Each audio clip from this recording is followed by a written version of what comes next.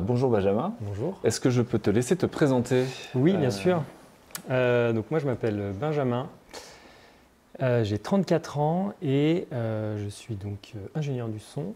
Donc spécialisé plutôt prise de son sur les tournages, film d'entreprise, film documentaire, un peu de fiction également. Voilà, j'ai commencé par faire du studio d'enregistrement pour une société qui crée des visites guidées. Donc ça m'a permis de découvrir plutôt le milieu de l'enregistrement studio et après un peu de post-prod. Et ensuite, je me suis un peu plus spécialisé dans la prise de son pour du tournage. Voilà. Et est-ce que tu as fait des études particulières et pendant ces études-là, ou alors si tu n'en as pas fait en tant qu'autodidacte, qu'est-ce qu'on apprend pendant ces études-là dans le son? Alors moi, j'ai fait 2 années de technique du son à Studio M, donc quand ils étaient à Limonest, il y a 10 ans, un peu plus de 10 ans. Et c'était plutôt spécialisé, la première année était orientée spectacle vivant, prise de son sur scène et les retours. Et la deuxième année, plutôt du studio d'enregistrement. Donc on a dû percher, je sais pas, 2 heures dans l'année, juste pour une initiation. Et donc là, on apprend, donc c'est les 2 fils rouges de l'année, on va dire. La première année, spectacle vivant, deuxième année, studio. Et à côté de ça, il y a des cours de physique, enfin physique du son, technique du son, acoustique, il y avait de l'anglais, il y avait, voilà, il y avait de l'acoustique, j'ai dit. Il y avait un peu plus de... C'était plus technique qu'un BTS audiovisuel, par exemple. Ok. Ça m'allait mieux. Parce que généralement, la raison aussi pour laquelle on parle moins du son et un plus à l'image, c'est qu'effectivement, on a l'impression que c'est un métier qui est très technique tout de suite. On a l'impression qu'il y a besoin de beaucoup de vocabulaire, comme tu parles de physique, etc. Est-ce que c'est le cas dans ton travail de tous les jours? Est-ce que c'est le cas dans l'étude? Ou est-ce que tu penses que quelqu'un qui veut se mettre au son, qui n'a peut-être pas de bagage autant scientifique, peut s'y mettre et peut appréhender ce côté-là? Oui, parce qu'après, plus on fait de la prise de son, plus on connaît le matériel, plus on est expérimenté sur les différents types de micros, savoir lequel choisir par rapport à telle situation. Après, c'est vrai qu'à l'école, on nous disait, et puis je pense que c'est toujours valable, mais c'est pas facile, mais d'avoir un solide bagage théorique permet forcément de peut-être un peu mieux assurer dans la technique quand c'est nécessaire. Par exemple, mais c'est des choses peut-être plus poussées pour la réparation d'un micro, pour des choses comme ça, ou avoir un bagage théorique pour savoir comment vraiment fonctionne la technologie. Au-delà de s'en faire une expérience par les oreilles, c'est aussi avoir dans un premier temps une base théorique et qui peut être ou pas du coup validée un peu par la pratique, on va dire. Mais ouais, c'est important.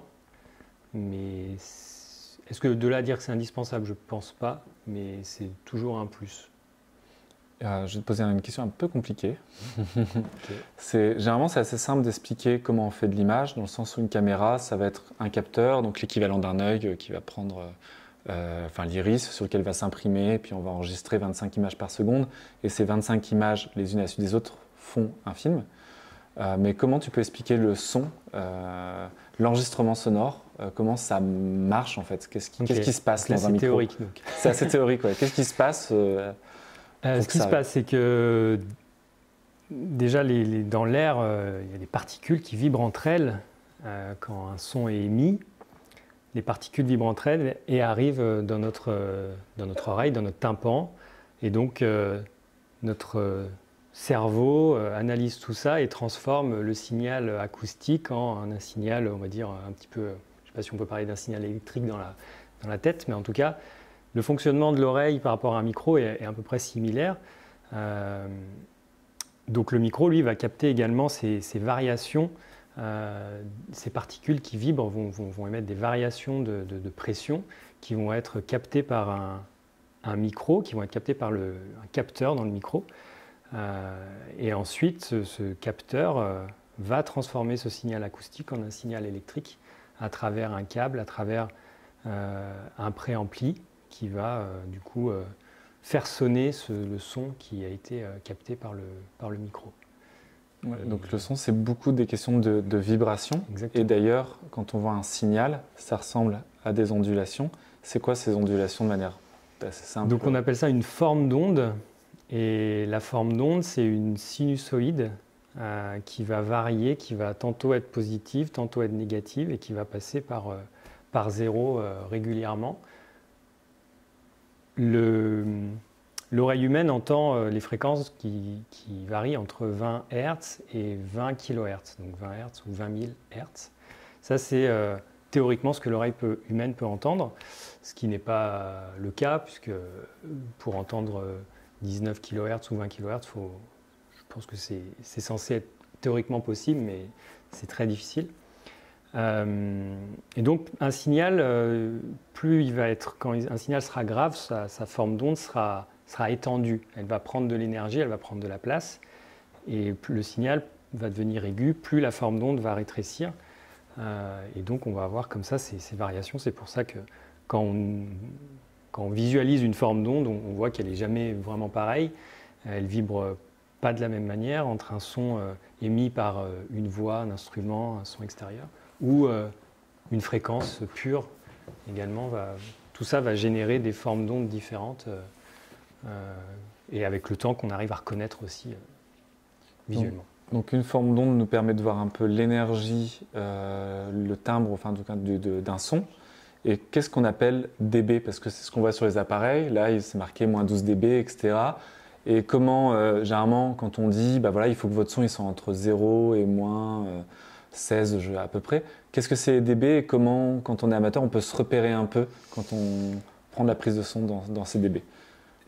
dB, ça signifie décibel, le bel qui a été une unité de mesure à l'origine, et je crois que le déci équivaut à le ramener à une valeur plus facile à utiliser. Sinon, je crois qu'on aurait des 0,00 ou l'inverse, je ne sais plus.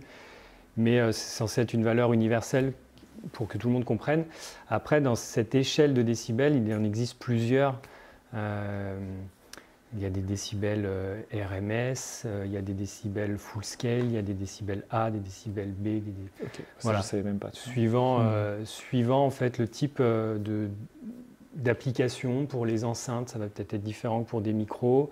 Quand on va voir dans les salles de concert, dans des salles, je ne sais pas si ici c'est pas le cas, mais souvent c'est écrit un nombre de décibels et décibels dBA dans les salles de concert. Ça va être la restitution, je crois, justement théorique de l'oreille humaine aussi. Ça va être ce qu'on appelle pondéré, ça veut dire que ça va être calculé de façon à ce que les fréquences entre elles soient équilibrées, parce qu'on va avoir des différences de puissance entre les fréquences graves et les fréquences aiguës.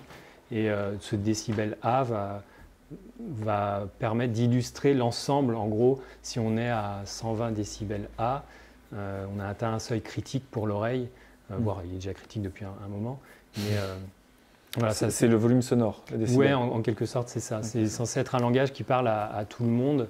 Il y a des échelles que vous pouvez retrouver sur Internet qui va de 0 dB donc d'une rumeur à le décollage d'une fusée.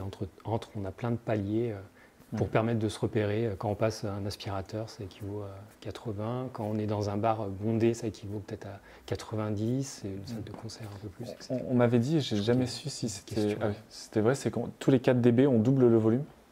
Tous les 3 dB même. Tous les 3 dB? Ouais, okay. Je crois que c'est... Donc c'est-à-dire que de 3 à 6 dB, on a doublé. Ouais, mais le doublé, c'est pas... ça, je suis moins calé. Mais c'est pareil que quand on s'éloigne, quand on fait 3 mètres ou 1 mètre, je ne sais plus, par rapport à une enceinte. Tout ça, c'est des calculs.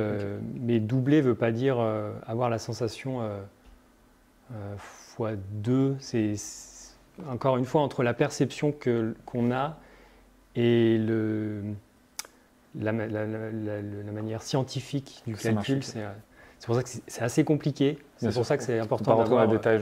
Voilà, que c'est une base théorique que je n'ai pas spécialement. Dans les différents types de décibels, donc tu as parlé de décibels A, RMS. Du coup, si par exemple j'ai le même niveau de décibels mais avec un différent type de décibels, est-ce que je vais le percevoir différemment? C'est ça? Ouais. Et l'échelle ne va pas être la même non plus. Et effectivement, la perception non plus. Mais ça, c'est vraiment c'est plus compliqué et plus technique et je ne maîtrise pas forcément. Mais c'est pourtant très intéressant. Et c'est ce qui... Mais ça change. Ma question, dans le fond, c'est ça change vraiment fondamentalement la perception ou... Non, ça va être le mode de calcul qui va être différent, je crois. C'est justement, c'est comme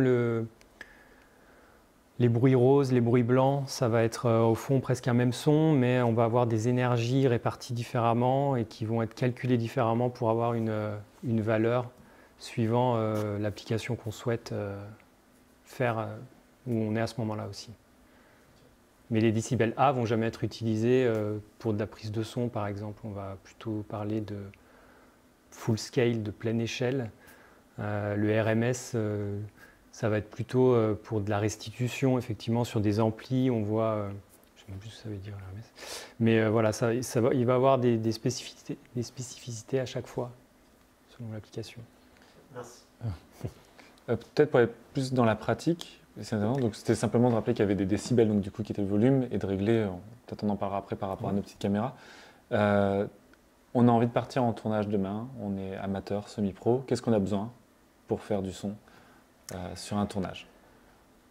On a besoin d'un micro, évidemment, d'un câble pour relier le micro à la mixette. Donc mixette, ça veut dire enregistreur, ça veut dire préamplificateur, ça englobe tout ça. C'est un boîtier qui permet de recevoir le son du micro, de le transformer en un son électrique et de l'amplifier pour le rendre audible.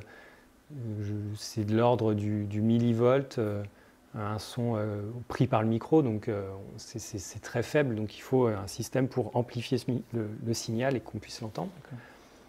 Et évidemment un casque, un outil indispensable aussi, une perche si besoin, suivant ce qu'on fait.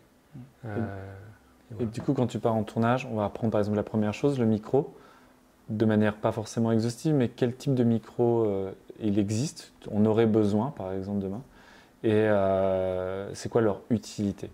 Par exemple, un objectif, on sait, 12-35, 35 est l'objectif. Est-ce qu'il y a plus ou moins les mêmes choses au micro? C'est un peu l'idée, mais le micro, il va souvent être déterminé par l'acoustique dans laquelle on se trouve et ce qu'on souhaite enregistrer. Il va y avoir donc la pièce, l'acoustique, et donc ce qu'on souhaite enregistrer, ça va être quel type, si c'est une voix, si c'est du bruitage, si c'est une ambiance sonore. Il y a tous ces enjeux, tous ces critères qui vont rentrer en compte pour déterminer quel micro je vais avoir besoin. Donc si demain on part en tournage à l'extérieur, je prendrai un micro type Canon, donc ces micros à tube assez longs, pour essayer de mieux capter la voix. Si c'est un dialogue à l'extérieur, je vais prendre un micro Canon et je vais prendre un micro stéréo. Je ne sais pas si tout ça a été vu, mais mono, c'est mono, une seule piste. Une seule piste, ça va être quand on va écouter du mono sur des enceintes, on va avoir le son droit devant nous. Et stéréo, ça va être la restitution de notre propre audition sur un plan horizontal, donc 2D, gauche-droite. Il n'y aura pas de hauteur, il y aura juste à gauche-droite et de la profondeur de champ également. Et voilà, et donc il existe vraiment des micros spécifiques à chaque utilisation, et notamment pour la voix, il existe les micro-canons, et parmi ces micro-canons, il existe des micro-canons plus courts, plus longs. Canon, et du coup, si on est en intérieur, qu'est-ce qu'on va prendre ? En intérieur, ce serait des micros plus courts, parce qu'on a moins de bruit. Le micro-canon à l'extérieur va permettre de mieux isoler la voix, d'atténuer un peu mieux les bruits extérieurs, chose qu'on a peut-être moins besoin en intérieur. C'est souvent les micro-canons sont plus lourds, plus encombrants, on va devoir les protéger du vent, donc on va avoir un système plus imposant sur la perche, alors qu'à l'intérieur, on a besoin d'un petit micro, on va pouvoir se rapprocher aussi généralement les valeurs de plan sont peut-être plus rapprochées dans un intérieur, et donc ce sera d'autres types de micros qu'on appelle à petite membrane, des micros plus courts. Voilà, ça c'est le type de micro. Après, il y a... Et du coup, ça peut arriver sur un tournage que comme on ait plusieurs objectifs, on ait plusieurs types de micros et qu'on change au cours du tournage. Totalement. Ouais. Et puis après, c'est comme les objectifs et les caméras, chaque ingé son va avoir sa propre sensibilité et se dire un micro de telle marque va sonner différemment d'un micro d'une autre marque. Moi, je préfère telle marque parce qu'il est plus aigu, plus brillant, et puis l'autre marque est peut-être un peu plus doux, un peu plus rond dans les graves. En soi, ça va être 2 très bons micros, mais suivant l'utilisation, suivant le choix du preneur de son, parce qu'il aime mieux ce son-là que l'autre. Il y a tout ça à prendre en compte. Si c'est une voix grave, une voix aiguë, ça peut jouer aussi. C'est un peu pareil. Ouais. Vas-y. Et parfois, justement, quand on fait les premiers courts-métrages, tout ça, on n'a pas forcément la possibilité Bien sûr. d'avoir autant de micros. Est-ce que c'est gênant d'avoir un seul micro et qui ressemble plus à ce que tu as dit, le premier, là, qu'on fait plus en intérieur qu'en extérieur? Moi, je conseille pour un premier achat de micro, c'est plutôt un micro canon qui peut servir aussi bien à l'extérieur qu'en intérieur. On peut plus facilement s'adapter avec un micro canon en intérieur qu'avec un micro plus court en extérieur. J'interviens également dans une école de cinéma à Villeurbanne et c'est des initiations à la prise de son, c'est les premières années, et ils partent avec un kit classique, un micro canon, et on leur propose de tout faire avec parce qu'effectivement on ne va pas leur donner 15 micros, et ils font la prise de voix s'ils veulent faire des prises de voix, ils font les prises d'ambiance, les prises de bruitage avec, et tout en mono. Mais oui, c'est sûr qu'au départ, vaut mieux privilégier un micro pour les voix. Donc le micro canon va un peu mieux réaliser cette tâche qu'un plus petit micro, qui va aussi être fait pour ça, mais le micro canon va être un petit peu plus polyvalent. Ok, Camille, et après Lola. Donc moi, je vais partir dans le cas inverse. Là, on parlait d'une seule configuration. Sur un tournage, vous avez fait l'analogie avec les caméras, mais on a aussi du champ contre champ. Là, par exemple, on a 2 caméras. Est-ce que c'est possible? Si oui, comment on envisage d'avoir 2 perches qui enregistrent une conversation, par exemple? Comment on s'organise? Comment on travaille avec son collègue ingé son? Comment ça se passe dans la post-prod? Alors, dans les situations de fiction où l'équipe son est composée de plusieurs personnes, il y a l'ingénieur du son. En fait, le terme ingénieur du son englobe plein de choses, mais de manière plus conventionnelle, sur le papier, l'ingénieur du son, c'est le chef opérateur du son, c'est celui sur un tournage qui est assis avec la roulante qui est donc l'objet qui permet de mettre tous les affaires son, à savoir surtout l'enregistreur, il a les retours vidéo, il a le script. Il a le casque et puis il a ses assistants. Et le premier assistant sera le perchman. Il peut avoir 2 perches, et ça peut aller jusqu'à 2 ou 3 assistants, mais c'est surtout 2. Et le deuxième va s'occuper justement des HF, de ranger les câbles, tout ça. Donc on va avoir une sorte de cette hiérarchie-là. Et prenons un exemple d'une discussion à table avec un champ contre champ, 2 caméras ou 3 même avec un plan large, et puis 2 perches. Donc chaque perche est sur une personne qui sont elles-mêmes équipées d'un micro-cravate. Et après, c'est suivant, tout ce petit monde se met d'accord. Généralement, les preneurs de son, donc les perchman regardent le cadre pour savoir où ils vont se placer. Voilà, ils savent si c'est un plan large, ils vont essayer de se mettre pas trop près. Si c'est un plan plus rapproché, ils pourront se permettre de se mettre juste là pour percher. Ils ne seront pas dans le cadre. Et effectivement, il y a le bord cadre, savoir à quel moment la perche rentre dans le cadre. Tout ça, c'est des mécanismes en fait, qui se font juste avant de tourner une scène. C'est très, voilà, il y a l'installation lumière, ensuite d'abord on trouve le cadre, on installe les lumières et on peaufine le cadre. À ce moment-là, les preneurs de son peuvent venir pour se préparer, trouver leur place, vérifier les ombres. C'est assez, il y a beaucoup de choses finalement à faire et c'est un peu toute cette danse qui, plus elle est fluide, plus le film sera fluide aussi là-dessus. Mais c'est tout à fait possible. Après, plus il y a de sources, là on peut être à 6 sources, on va dire. On peut avoir 2 perches, on peut avoir 2 micro-cravates et un micro stéréo. Ça fait 6 sources sur le Pro Tools. Donc c'est le logiciel qu'on utilise pour post-produire. Le micro stéréo, on le mettrait où? Parce que je vois, du coup, s'il y a d'un champ contre champ, une perche sur chacun de nous. un micro-cravate comme on a ici sur chacun de nous, et le stéréo, il serait au milieu à côté. Et ben, si par exemple, il prendrait plus le plan large, il prendrait plus l'ensemble. Le Ok. micro-stéréo, il est là si, admettons, on fait tout d'un coup. On a des figurants qui papotent aussi, des bruits de vaisselle, des serveurs. Et ben, le micro-stéréo, il va reculer un peu pour prendre le tout. Et après, en post-prod, on pourra tout d'un coup sonoriser. On aura forcément un peu de montage son, mais on va avoir une ambiance qui va être synchronisée qui va être prise sur une ambiance directe, un son direct, c'est un son qui est pris sur le tournage pendant la prise. Et donc, on va avoir cette ambiance-là qui va venir refléter un peu tout ça. Et puis, les bruitages serviront peut-être à sonoriser des plans plus rapprochés. Si à un moment, la personne se sert de l'eau ou de choses comme ça, on peut venir avec la post-prod et le bruitage réaffirmer un petit peu plus ce son. Voilà. Moi, justement, je voulais demander la différence entre stéréo et mono. Mais du coup, ça répond à une partie de ma question. Donc, l'enregistrement mono, ça va être à privilégier pour les voix, par exemple Ouais, enfin, oui. C'est-à-dire qu'un micro, c'est une source mono, un micro-cravate. On va avoir une source mono, on va avoir une autre source mono. Et généralement, oui, c'est fait pour la prise de voix, la prise de bruitage.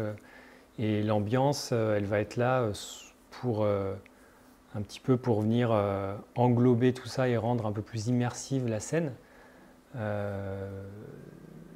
Et maintenant, il existe encore plus des nouvelles technologies de 3D, même en son, où on va capter la hauteur, on va capter la profondeur. Ça va être un peu plus poussé pour rendre encore plus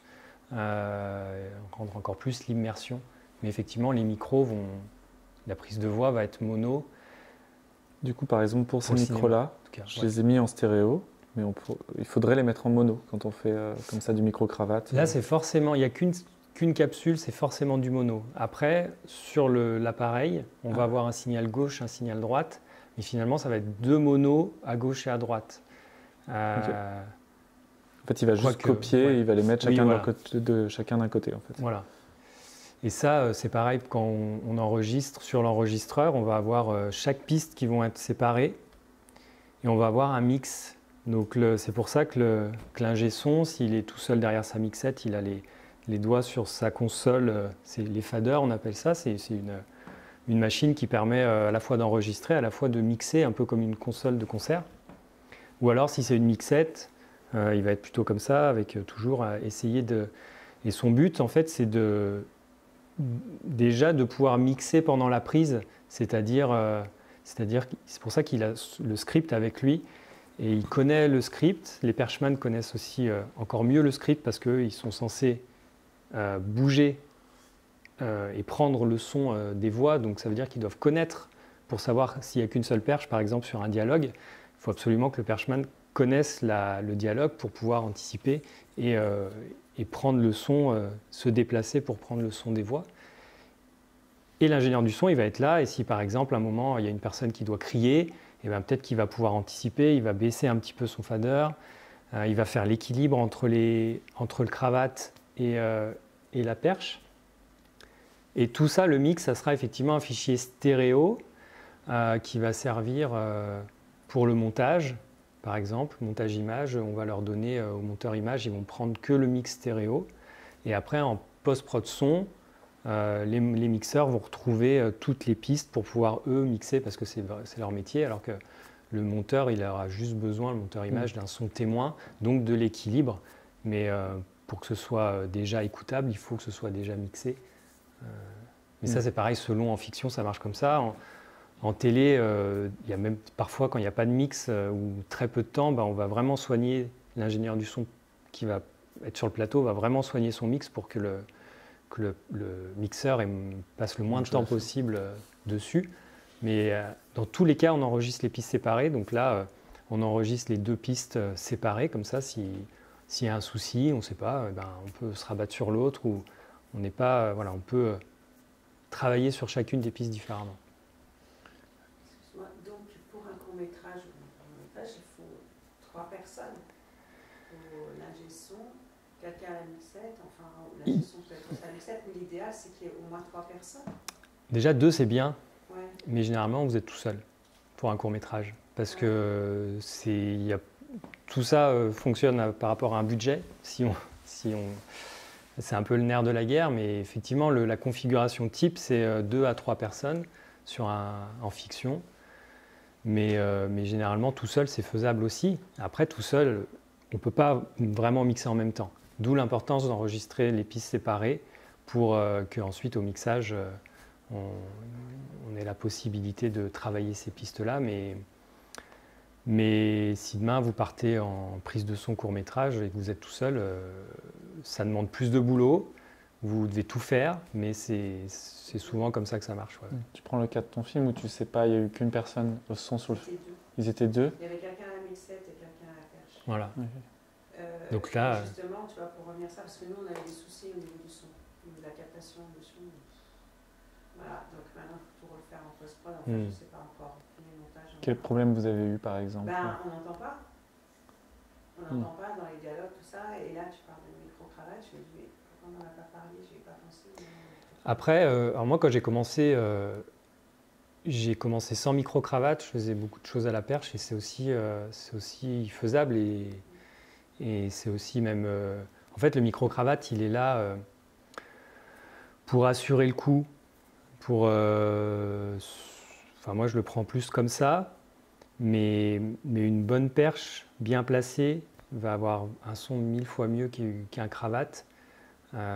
Après, l'équilibre des deux est intéressant, suivant la valeur de plan à l'image. Si on veut travailler, si on a un plan très large, le perchman ne peut pas être là, donc il va être large aussi. Donc lui, la perche va illustrer le plan large. Mais si on veut quand même ramener, si le réal dit ben là, sur ce plan large, je veux quand même qu'on entende très bien les comédiens, je ne veux pas qu'on entende la pièce, ben à ce moment-là, on ramène. Là, le cravate est indispensable pour ramener effectivement de la présence.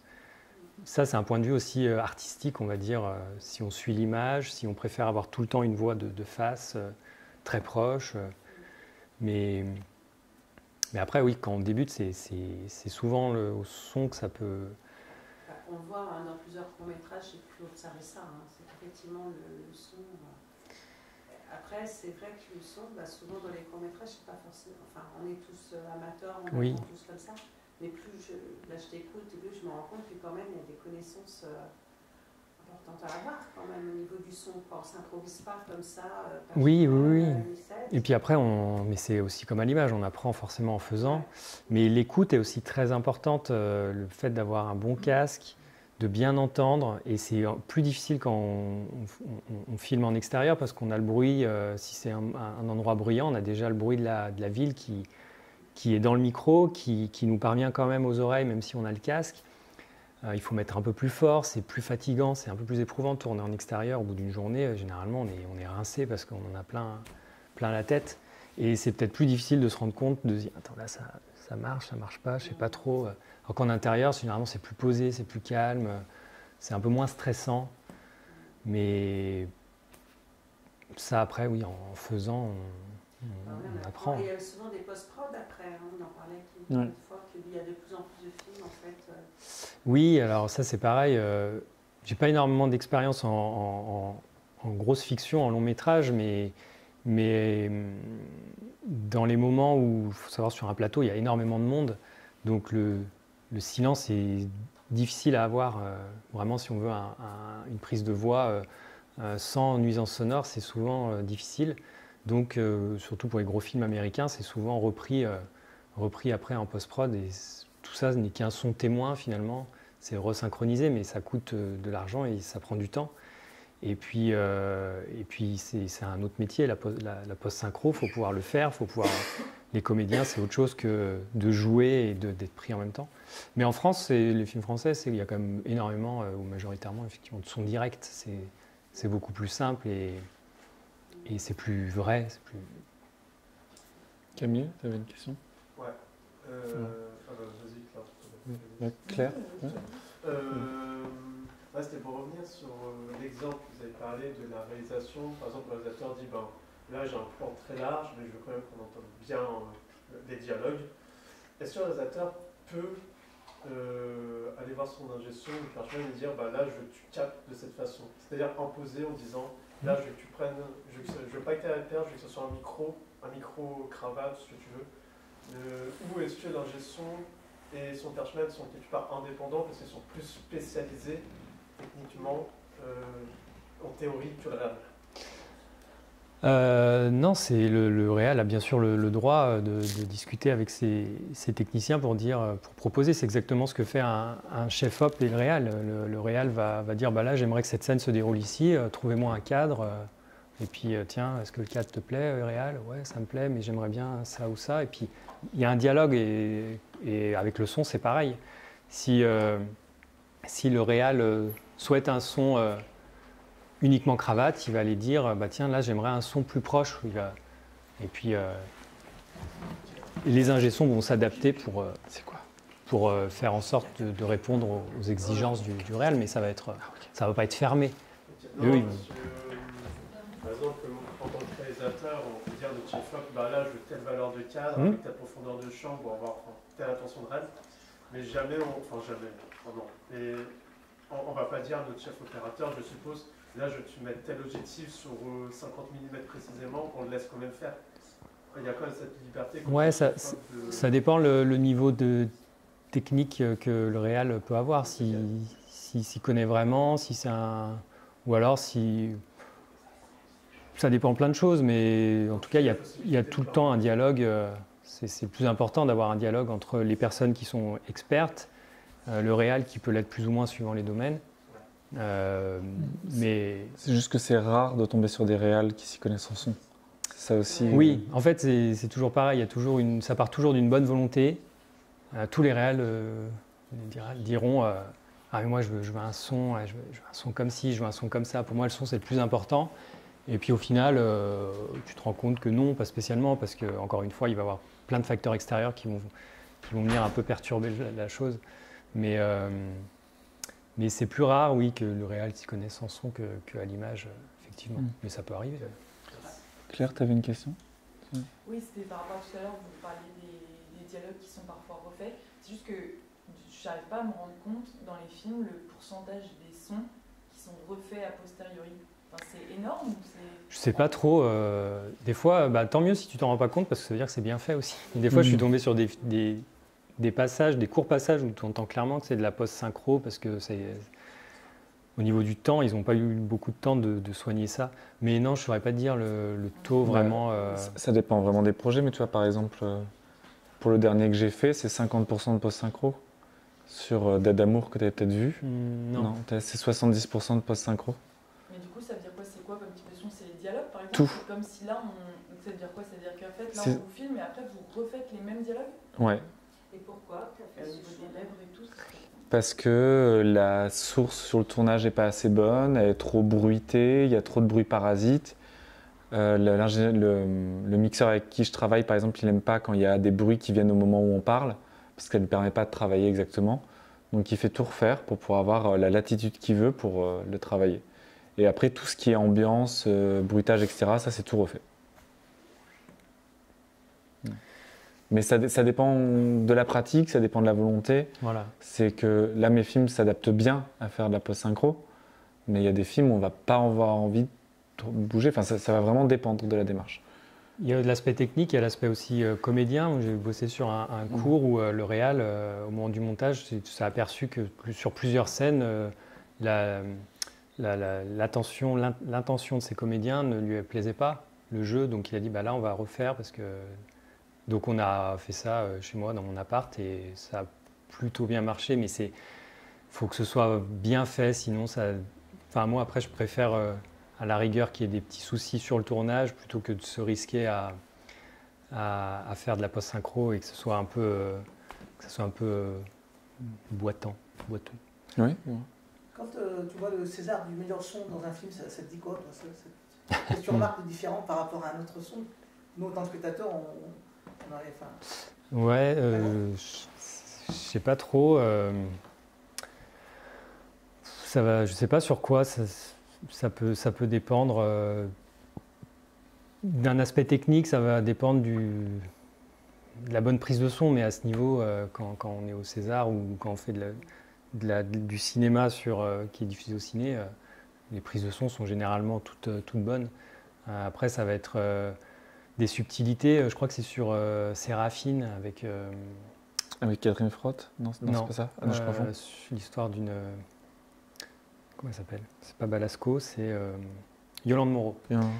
Il date d'il y a quelques années. Je crois que j'avais entendu une interview du chef opérateur son qui lui tenait à cœur de vraiment d'enregistrer tous les sons sur le tournage, avant ou après. Avant, sur une scène, ils avaient fait un repérage, ils savaient qu'ils allaient tourner dans telle maison ou dans tel appartement. Ils venaient la veille ou ils venaient le lendemain pour prendre les ambiances, refaire les bruitages avec les vrais objets qui ont été utilisés pour que ce soit le plus authentique possible. Donc il y a peut-être ce travail-là qui est pris en compte. Après, à l'oreille, est-ce qu'on arrive à s'en rendre compte?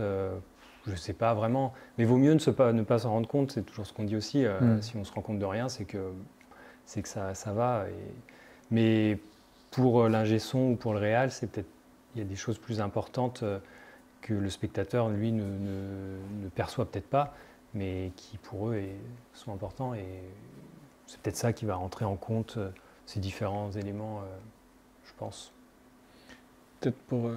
Oui, vas-y. La personne après qui fait le mixage son, ça peut être la même personne qui prend le son ou c'est oui.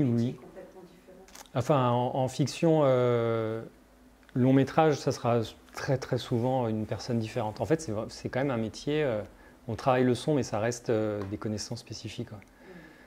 Quand on débute, c'est souvent intéressant de faire les deux parce qu'on se rend compte, à tête reposée, ah ouais, tiens, ça marche bien, ah ouais, tiens, ça, je me rappelle, j'étais dans cette position, finalement, je ne le referai peut-être pas, peut-être que je me rapproche un peu plus la prochaine fois. Finalement, comme monter ses propres images au départ pour se rendre compte de ce qui ne fonctionne pas. Ouais. Et puis la fois d'après, quand on revient sur le terrain, on se rappelle de tout ça et c'est là aussi que les choses changent.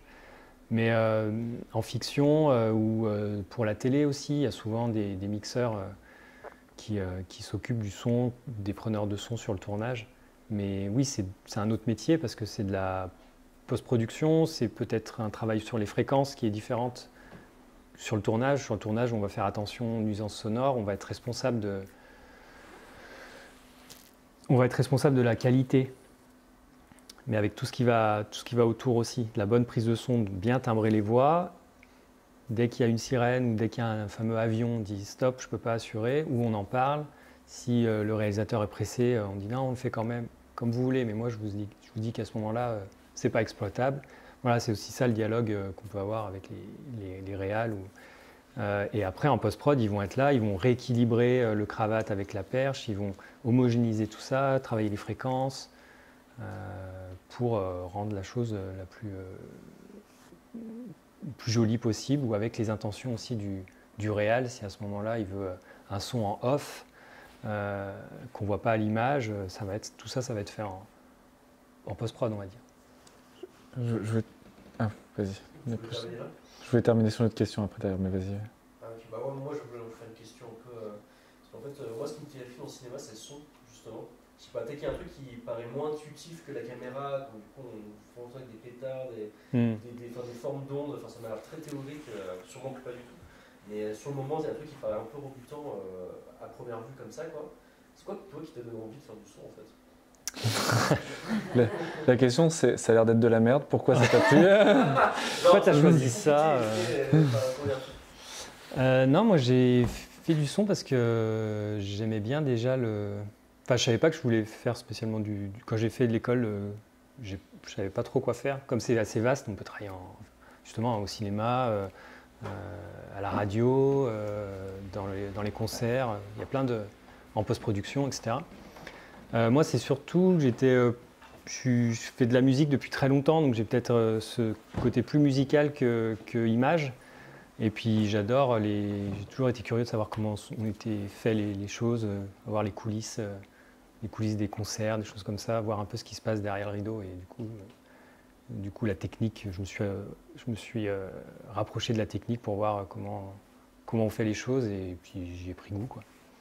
Mais le son en lui-même, peut-être plus de ma passion pour la musique, même si je ne me suis pas du tout dirigé vers quelque chose de musical. en soi, mais voilà, ça doit venir de ça. Bon, j'avais peut-être une dernière question. Imaginons qu'on n'a que des jeunes réels en face, ils doivent partir en tournage dans un mois. Quel conseil tu leur donnes par rapport à toute la partie son, en amont du tournage et pendant le tournage? Quelles sont les meilleures choses à avoir en tête?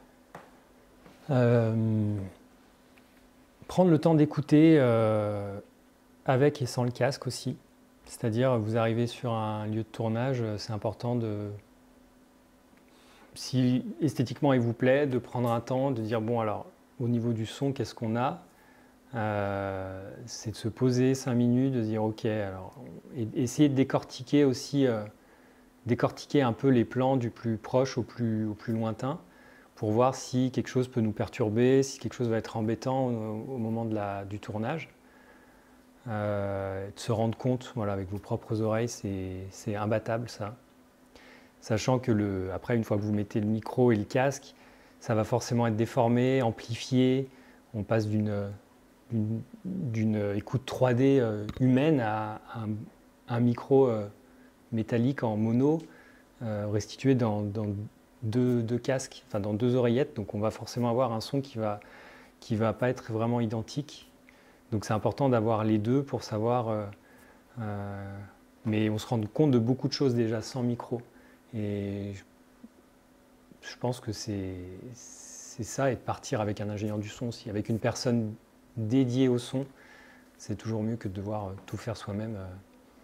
Et ouais, je dirais. Et comment se comporter avec l'ingénieur du son, justement, les bons réflexes à avoir? Pour prendre un exemple très simple, moi, par exemple, je ne dis pas la finalité de la chose. Le premier ingénieur du son avec qui je bossais ne parlait pas et ne s'imposait pas. Voilà. Ce qui n'a pas été forcément une bonne chose. Après, c'est pas toujours effectivement évident. Enfin, moi, j'ai mis un peu de temps aussi à trouver un peu ma place sur un plateau de tournage, parce que effectivement, les ingé sons, généralement, soit on leur fait confiance, soit on ne se rend pas compte que ça peut être difficile, mais généralement, je pense qu'on leur fait confiance, c'est-à-dire que s'il ne dit rien, c'est que ça va. Mais oui, en tant que preneur de son, c'est aussi important de peut-être rassurer aussi le réal ou la réal sur les premières prises, et puis après, et dire, en fait, moi maintenant, j'essaye vraiment de dire quand ça va pas. Au moins, je me dédouane de ça, suivant les applications, si c'est pour de la télé ou de la fiction. Et après, c'est eux qui décident, parce que voilà. Mais en tout cas, j'essaye de dire, je suis responsable du son. Donc, s'il se passe quelque chose qui n'est pas valable, qui n'est pas exploitable, je le dis, et après je vois ce qui en passe. Et est-ce que ça te plaît quand le réal pense à toi ou l'image pense à toi pour te placer? Ça m'est souvent arrivé où l'image se prépare et en fait il n'y a pas de place pour le perchman. Oui, c'est sûr que après c'est.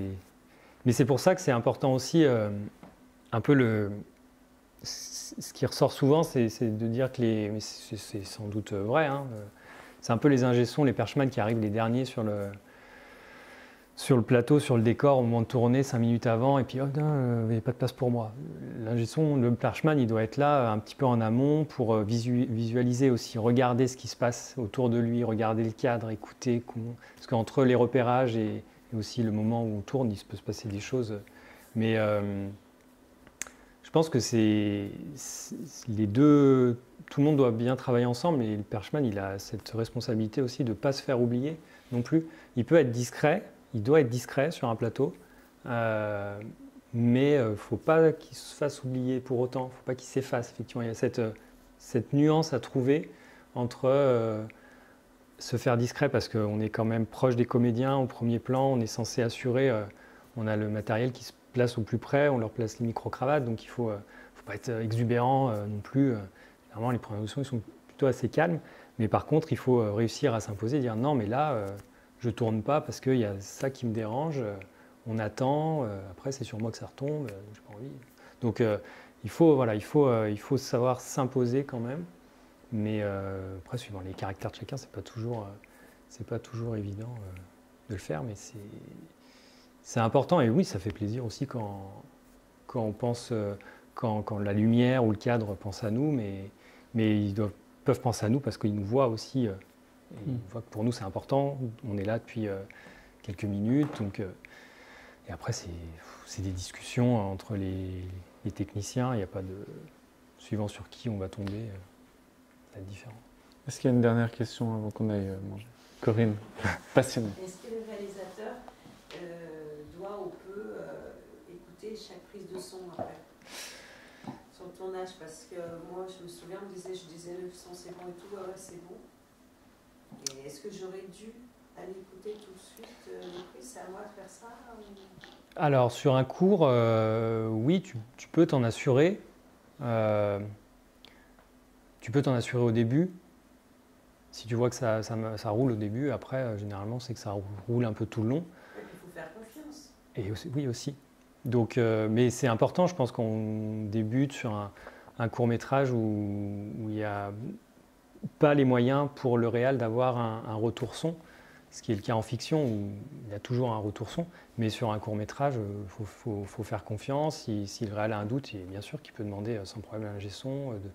Moi, j'ai fait réécouter plusieurs fois les prises aussi pour l'intention, la fameuse. Voilà.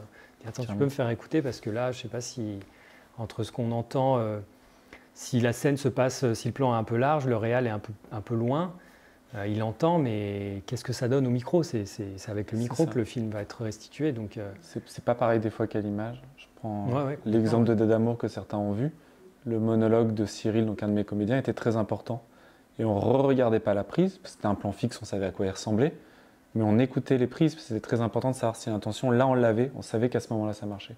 Et ça a été très dur de retrouver, je me souviens qu'on se disait, ah celle-là on la réécoute, on fait, ah non ça marche pas, et il faut repasser. Donc c'est des fois très important pour effectivement des questions d'intention, de repasser au son, de vraiment se dire, allez, qu'est-ce qui se passe quand j'écoute là, est-ce que ça marche? Suivant ce qui est tourné, effectivement, si c'est quelque chose dans le film qui peut être, avoir un niveau d'émotion assez fort, ben là, ça vaut le coup de prendre le temps de réécouter, parce que les respirations vont donner quelque chose de différent, parce que les bruits de bouche, parce que s'il y a une petite nuisance qu'on n'entend pas spécialement à l'oreille. Après, c'est ça, c'est suivant l'importance vraiment de la scène, je dirais. Merci. Avec plaisir. C'est bon, d'autres questions? Eh bien parfait, je fais un petit clap de fin. Est-ce que vous savez pourquoi on clappe?